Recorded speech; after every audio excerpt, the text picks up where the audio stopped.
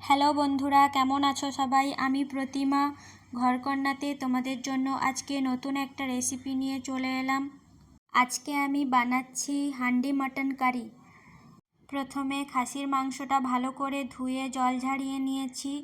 এবার আদা রসুন বাটা, স্লাইস করে কেটে রাখা পেঁয়াজ, টমেটো, কাঁচা লঙ্কা বাটা, হলুদ গুঁড়ো, সর্ষের তেল ও লবণ দিয়ে ভালো করে ম্যারিনেট করে 30 মিনিট মতো ঢেকে রেখে দিতে হবে।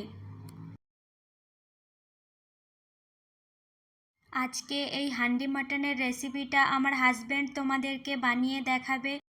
বন্ধুরা, ভিডিওটা স্কিপ না করে শেষ পর্যন্ত দেখতে থাকো। আমার ভিডিওটা ভালো লাগলে লাইক কমেন্ট শেয়ার করো, আর আমার চ্যানেল থেকে নিত্য নতুন ভিডিও দেখার জন্য চ্যানেলটাকে সাবস্ক্রাইব করে নিও।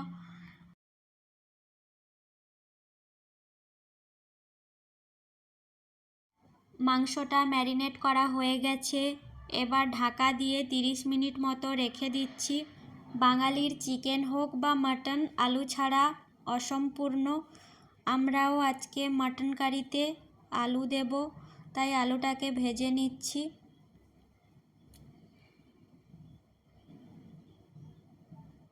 আলুটাকে একটু লাল লাল করে ভেজে নিতে হবে। আলু ভাজা হয়ে গেছে। এবার দেখো, হাঁড়িতে তেল দিয়ে হাঁড়িটা ওভেনে বসিয়ে দিয়েছি। আমি এখানে কিছু গোটা গরম মশলা ব্যবহার করব। গোটা জিরে, তেজপাতা, দারচিনি, লবঙ্গ, এলাচ ও গোলমরিচ সব কিছু তেলে দিয়ে দিলাম। এবারে স্লাইস করে কেটে রাখা পেঁয়াজগুলো দিয়ে দিলাম। পেঁয়াজগুলো ভালো করে ভেজে নিতে হবে। দেখো, পেঁয়াজগুলো ভালো করে ভেজে নিচ্ছি। পেঁয়াজ ভাজা হয়ে গেছে। এবার রসুন বাটা দিয়ে দিলাম। এবারে আদা বাটা দিয়ে দিলাম।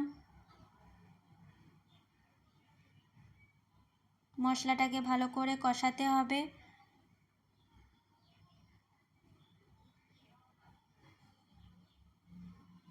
এবারে দিয়ে দিলাম কাঁচা লঙ্কা বাটা।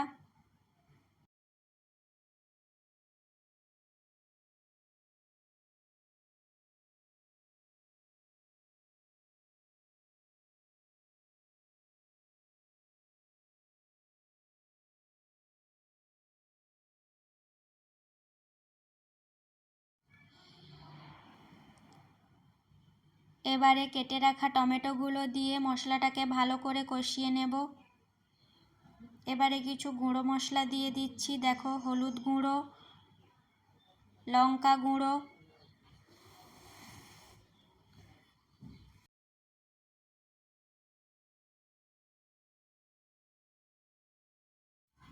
দেখো মশলা ভালো করে কষানো হয়ে গেছে। এবার ম্যারিনেট করে রাখা মাংস দিয়ে দিচ্ছি। মাংসটা ভালো করে কষিয়ে নিতে হবে।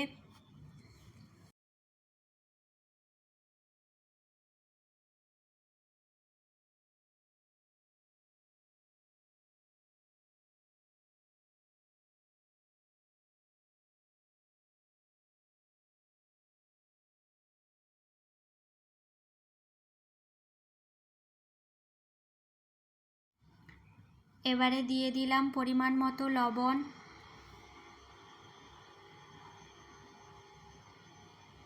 জিরা গুঁড়ো,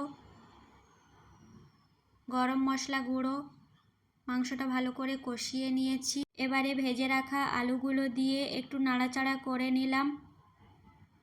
এবারে পরিমাণ মতো জল দিয়ে দিচ্ছি। দুটো গোটা রসুন দিয়ে দিলাম। তোমরা চাইলে নাও দিতে পারো, তবে আমাদের এটা ভালো লাগে তাই আমরা দিলাম।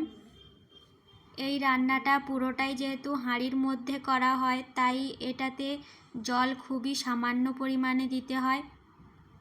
এবারে দেখো, হাঁড়ির মুখে ঢাকনা লাগিয়ে দিয়ে আটা দিয়ে আটকে দিলাম। লো ফ্লেমে 20 মিনিট মতো এবার রান্না হতে দেব। দেখো, 20 মিনিট হয়ে গেছে। আটা কেমন শক্ত হয়ে গেছে দেখো। ছুরি দিয়ে হাঁড়ির মুখ থেকে ধীরে ধীরে আটাগুলো ছাড়িয়ে নিচ্ছি। এবারে ঢাকনা খুলে দেখব। দেখো কত সুন্দর কালার এসেছে। মাংস ও আলু ভালো মতো সেদ্ধ হয়ে গেছে। এবারে উপর থেকে ধনেপাতা কুচি ছড়িয়ে একটু নাড়াচাড়া করে নামিয়ে নিলেই রেডি আমাদের হান্ডি মাটন কারি। বন্ধুরা, তোমরাও এভাবে পুরো রান্নাটা হাঁড়ির মধ্যেই করো এবং মাংসটাকে কষিয়ে নিয়ে রান্না করো, জাস্ট অসাধারণ লাগে। ভিডিওটা সম্পূর্ণ দেখার জন্য ধন্যবাদ। দেখা হচ্ছে পরের কোনো ভিডিওতে। ভালো থেকো সবাই।